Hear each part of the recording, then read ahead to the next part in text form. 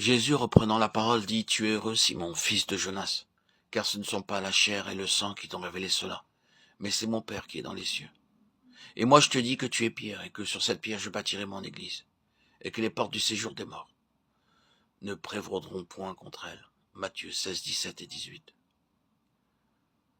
Au travers de la déclaration du Seigneur, dans ces quelques versets, comment cette maison spirituelle qui doit contenir la gloire et la plénitude éternelle est-elle édifiée? La vie, en étroite collaboration avec la croix, est le seul matériau par lequel l'Église doit être construite. Ce n'est qu'en vivant la croix que nous aurons la vie. La croix gouverne tout le dessein de Dieu. Elle en est le centre. Nous avons été conduits à considérer comment la vie de résurrection du Seigneur Jésus est libérée par la croix. Ce n'est que lorsque nous saisissons cette vérité spirituelle que nous commençons à percevoir comment bâtir l'Église. Le corps universel est constitué d'un certain nombre de membres corporatifs. Sur un plan géographique, la responsabilité de chaque Église en tant qu'expression locale de Christ est d'apporter la vie. Cette responsabilité nous incombe à tous. Tous nos membres sont nécessaires à la vie de notre corps physique. De même, la responsabilité des membres d'une Église locale est d'apporter la vie à tout le corps. Au travers des âges, le témoignage apporté par l'Église met en évidence des membres qui furent des instruments entre les mains de Dieu pour apporter la vie d'une manière particulière. Et cela se produisit durant toute l'histoire du peuple de Dieu. Au cours du dernier siècle, dans certaines parties du monde, plusieurs apportèrent une contribution puissante et édifiante pour préparer l'Église en vue de la venue du Seigneur. Nous avons connu quelques-uns de ces hommes à la stature spirituelle exceptionnelle. Dieu leur avait accordé une vision spirituelle et une révélation de lui-même leur permettant d'apporter beaucoup de lumière au corps.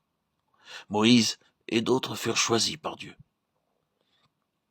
Nous n'évoquons ces noms que pour mettre en évidence les principes divins qui se sont exprimés au travers de ces hommes, dans sa parfaite volonté. Dieu désire que nous soyons tous employés dans son dessein. Si une assemblée doit être utilisée pour cela, il est indispensable que la vie soit associée à la croix. Il est nécessaire de rappeler qu'il ne peut y avoir de vie sans la souffrance. C'est pourquoi la parole de Dieu utilise fréquemment le mot « voix ». Exode au chapitre 33, versets 12 à 17, Moïse dit à l'Éternel: « Voici, tu me dis, fais monter ce peuple, et tu ne me fais pas connaître qui tu enverras avec moi. Cependant tu as dit, je te connais par ton nom, et tu as trouvé grâce à mes yeux.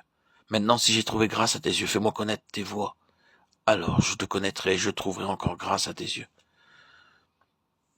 Considère que cette nation est ton peuple. » L'Éternel répondit: « Je marcherai moi-même avec toi, et je te donnerai du repos. » Moïse lui dit: « Si tu ne marches pas toi-même avec nous, ne nous fais point partir d'ici.